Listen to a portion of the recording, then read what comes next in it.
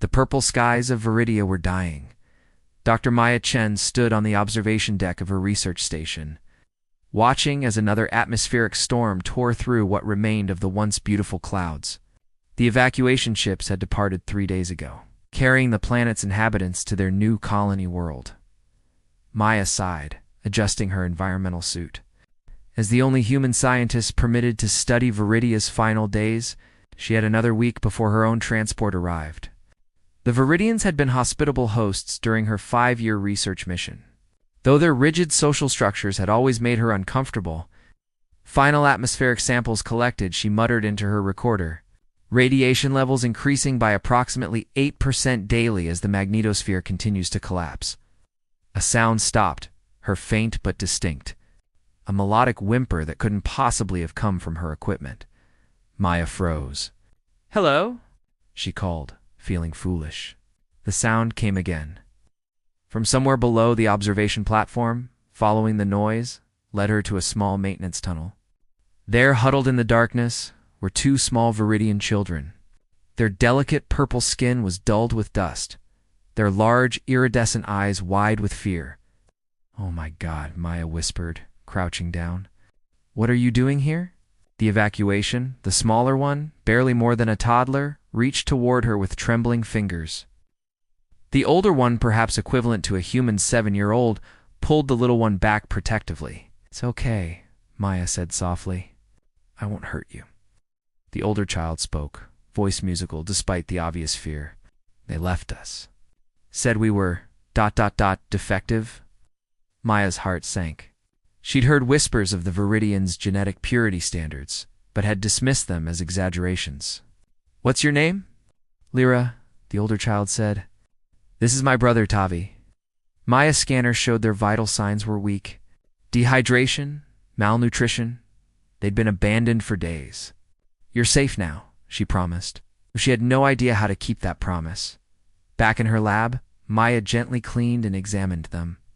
Tavi had fallen asleep almost immediately after drinking water, but Lyra watched her every move with wary intelligence. "Why did they leave you?" Maya asked, scanning Tavi's fragile body. Lyra's delicate fingers traced patterns on the table. "Our genetic sequence? The elders tested us before evacuation. Said we couldn't reproduce. Resources couldn't be wasted on non-contributors." The scanner beeped, confirming what Lyra had said. A simple genetic variation, one that would have been treated easily in human. Medicine had condemned these children to die alone on their dying world.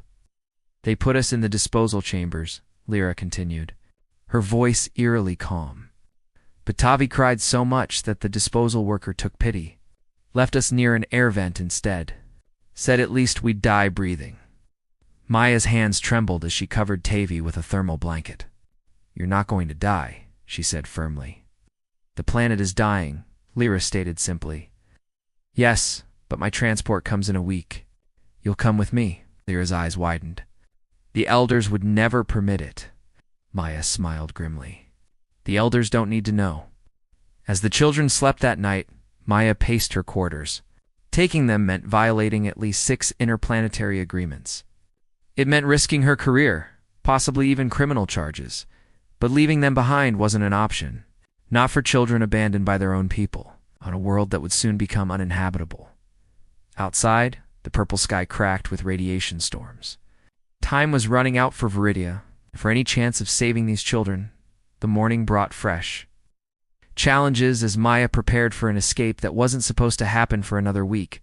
Her research vessel, a small but efficient craft designed for atmospheric studies, would need significant modifications to support 2 additional passengers, especially non-human ones. "Hold still, Tavi," Maya whispered as she adjusted the makeshift environmental suit she'd fashioned from spare materials. The little Viridian squirmed, his purple skin luminescent under the lab lights. "This will help you breathe when we're outside." Lyra stood nearby, already dressed in her own suit. "The patrol ships still orbit," she said quietly. "They ensure no unauthorized vessels leave during evacuation protocol." Maya smiled, though anxiety churned in her stomach. "My ship has research clearance, and they won't be looking for extra passengers." A proximity alert blared from her console. Maya's heart stuttered as she checked the monitor. 3 Viridian officials approaching the station, she muttered. Why now? Lyra's eyes widened. They've come for us. They can't know you're here, Maya insisted, though doubt crept into her voice. Hide in the storage compartment. Quickly. The children disappeared into the hidden compartment just as the airlock cycled.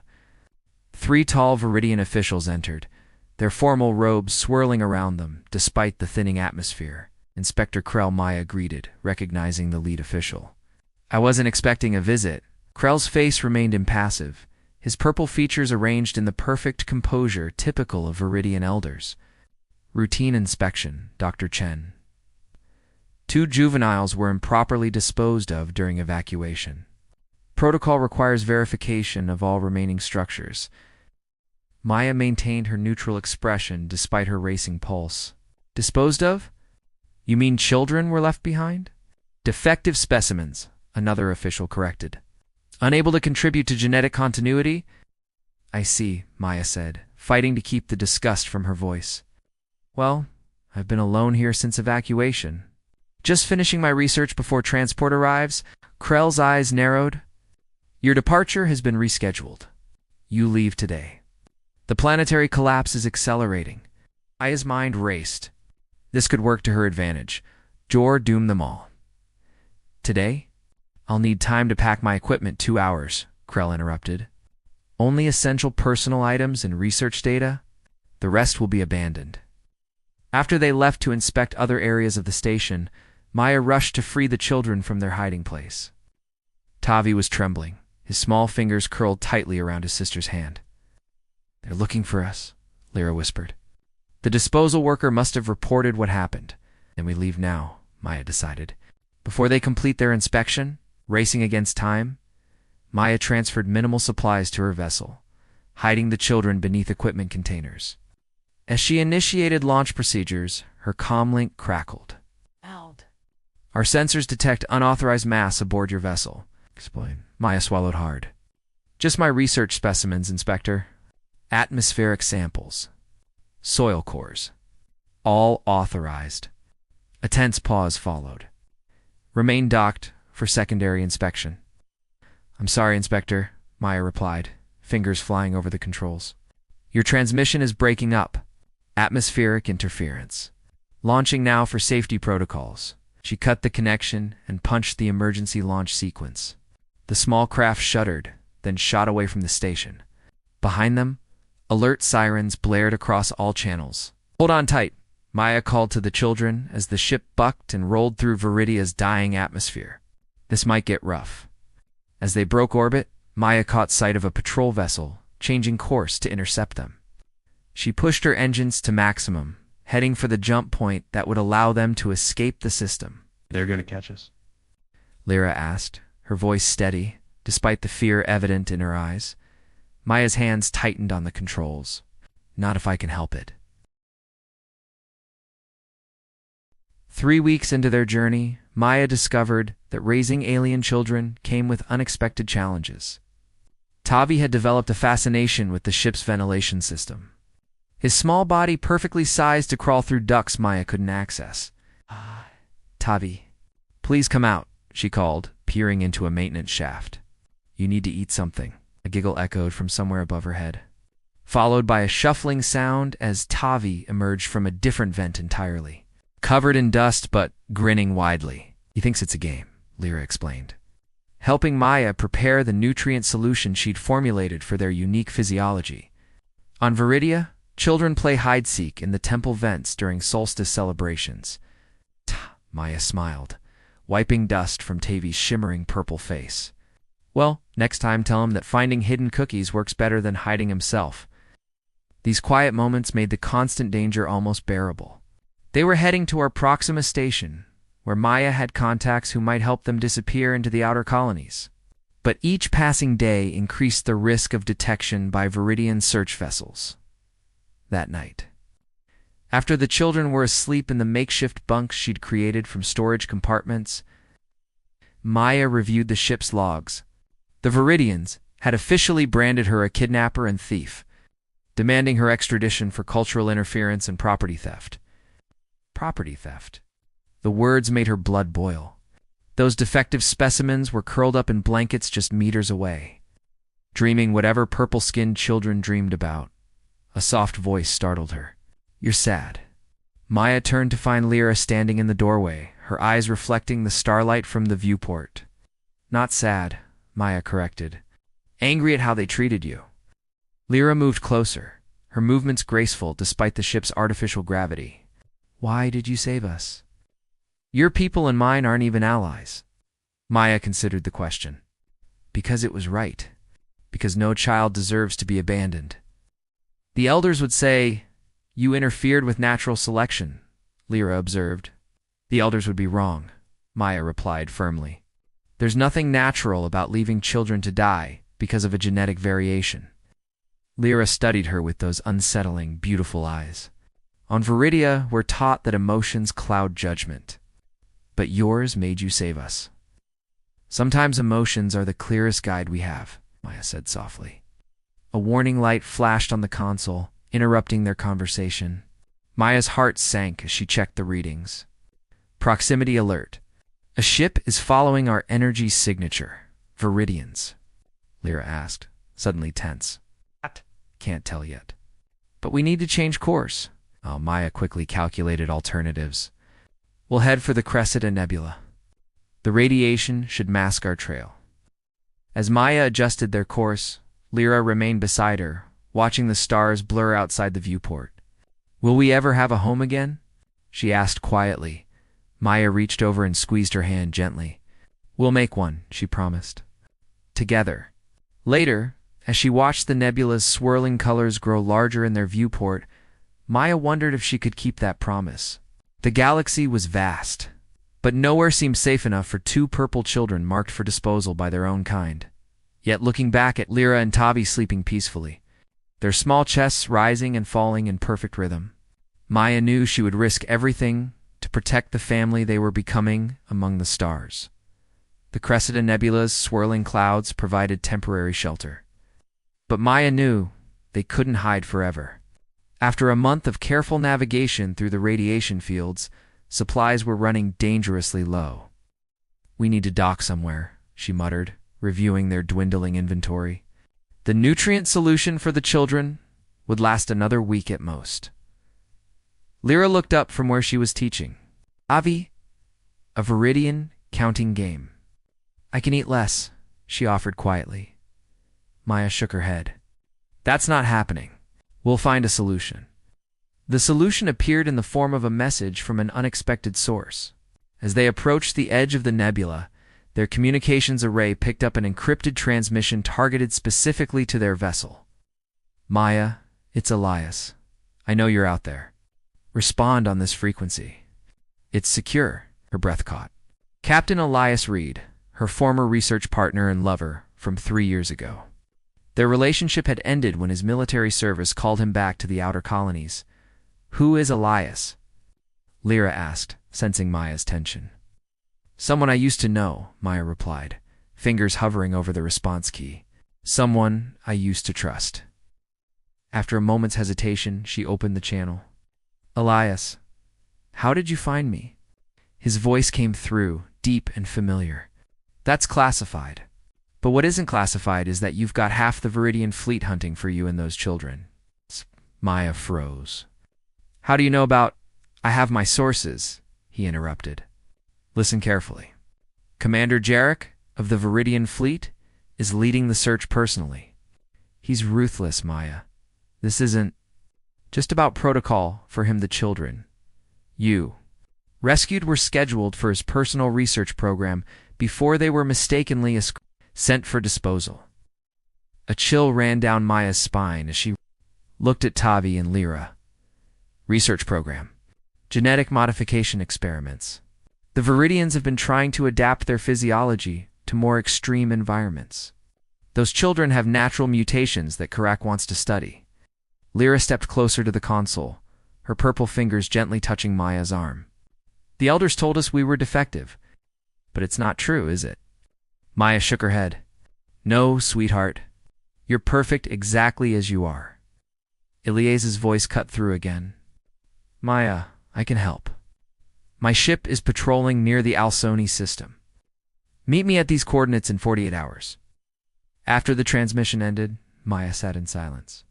Trusting Elias meant risking everything. Their parting hadn't been amicable. His dedication to military service had always conflicted with her scientific ideals. "You love him," Lyra said suddenly. Maya looked up, startled. "What?" "Your biochemical responses changed when you heard his voice. Your pupils dilated, your breathing pattern altered." Lyra's observation was matter-of-fact. Viridians recognize love patterns in physiology. Maya felt heat rise to her cheeks. "It's complicated. Is he going to help us?" Tavi asked, looking up with innocent eyes. Maya studied their faces, these children who had become her responsibility, her family. "Yes," she decided. "He's going to help us. And if he doesn't, I'll make him." 2 days later, they approached the coordinates Elias had provided. Maya's heart pounded as a sleek military vessel decloaked before them. "Stay hidden," she instructed the children as the ships began docking procedures. When the airlock opened, Elias stood waiting. His face was more weathered than she remembered, a new scar running along his jawline. But his eyes were the same, intelligent, and fixed directly on her. "Maya," he said simply. She stepped forward, maintaining professional distance. "Captain Reed." His gaze softened slightly. "You look good for a fugitive. You look good for military intelligence," she countered. The moment stretched between them until a small noise from behind Maya broke the tension. Tavi had emerged from hiding, his curiosity overcoming caution. Elias's eyes widened slightly. "So these are the children causing all the trouble." Maya moved protectively in front of Tavi. "They're not causing trouble. They're surviving." Elias stepped closer, his voice dropping. "Jarek's ship will be here within hours. I've bought us some time, but not much." "Us?" Maya questioned. Elias smiled grimly. "Some things are worth risking everything for. I learned that from you." The plan was simple, but dangerous. Elias's military vessel would transport them to Sanctuary, an independent colony beyond Viridian jurisdiction. Maya's research ship, loaded with false biosignatures, would be sent on an automated course as a decoy. "Garrick won't be fooled for long," Elias warned, as they transferred supplies. "But it should give us enough time to reach the border." Maya watched Lyra and Tavi explore Elias's ship with cautious excitement. The children had never been on a vessel this large before, and Tavi's eyes grew wide at the sight of the massive engine room. "They've adapted well," Elias observed, standing beside her. "They're resilient," Maya replied. "More than their people ever gave them credit for." Elias turned to face her. "What you did risking everything to save them? That's why I couldn't forget you." Maya met his gaze. "I couldn't leave them behind. Not when I had the power to help. I understand that now." His hand found hers, fingers interlacing. "3 years ago, I chose duty over us. I've regretted it every day since." Before Maya could respond, alarms blared throughout the ship. Elias rushed to the command console, his expression darkening. "Viridian warship dropping out of hyperspace. It's Jarek, he's found us." Maya gathered the children close as Elias's crew prepared for emergency maneuvers. "What about the decoy?" "Never deployed," Elias said grimly. "They must have tracked us directly." The ship rocked as Jarek's vessel fired a warning shot across their bow. A communication request flashed on the screen. "We have to answer," Elias said. "If we run, they'll disable us completely." Commander Jarek's face appeared on the view screen, his purple features arranged in an expression of cold satisfaction. "Captain Reed, you harbor fugitives and stolen Viridian property. Surrender them immediately." Maya stepped forward. "They're not property, Commander. They're children." "Children deemed unfit by their society," Jarek replied smoothly. "Though I personally find their genetic variations fascinating. Hand them over and perhaps we can negotiate your own release." Lyra spoke up, her voice clear and unafraid. "We are not experiments, Commander. We are people." Jarek's expression hardened. "You speak out of turn, defective." Elias cut the transmission and turned to Maya. "Yes. We can't outrun them, and we can't outgun them. Then we outsmart them," Maya said, an idea forming. The border to sanctuary space is less than an hour away at maximum speed. If we can get across it, Jarek would be violating 3 treaties by pursuing us, Elias finished. But he'll disable our engines before we get there. Maya knelt beside the children. Lyra, remember how you described Viridian ships tracking biosignatures? Could you help us modify our shields to mask your presence? The girl nodded slowly. The resonance frequencies. Yes, I could recalibrate them. While Lyra worked with the ship's engineer, Elias prepared for a desperate run to the border. Maya found Tavi helping the crew, his small purple fingers surprisingly dexterous as he passed tools. You're brave, she told him, brushing back his silky hair. Tavi looked up at her with those iridescent eyes. Lyra says bravery is just being scared, but doing the right thing anyway. Maya smiled. Your sister is very wise. The modifications complete, they made their dash toward Sanctuary. Jarek's ship pursued, firing disabling shots that rocked their vessel. The shields held, but barely. 30 seconds to the border, Elias called from the helm. Maya held the children close as the final seconds counted down. A direct hit caused the lights to flicker. Emergency systems wailed in protest. Engines failing, an officer reported. We're drifting. Maya met Ilias's eyes across the bridge. In that moment, something passed between them, determination, fear, and something deeper that had never truly faded. 10 seconds, he said. The ship shuddered. Jarek's vessel loomed behind them, preparing to capture them in a tractor beam. 5 seconds. Maya closed her eyes, holding Lyra and Tavi tight. Border crossed. A new voice cut through their communications. Viridian vessel, this is Sanctuary Defense.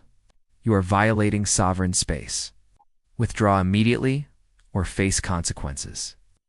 On the view screen, they watched as Jarek's ship halted its pursuit, hovering just outside the border.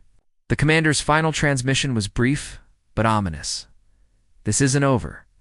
But for now, it was.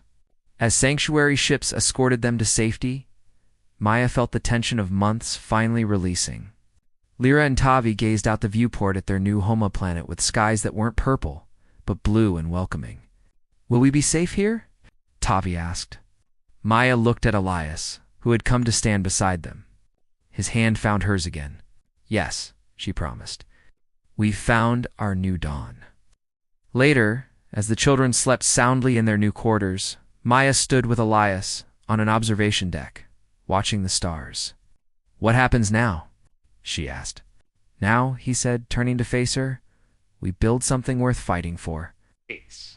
As his lips met hers, Maya knew that what had begun as a desperate rescue had transformed into something Mara family forged among the stars, proving that sometimes the greatest journeys begin with an act of compassion.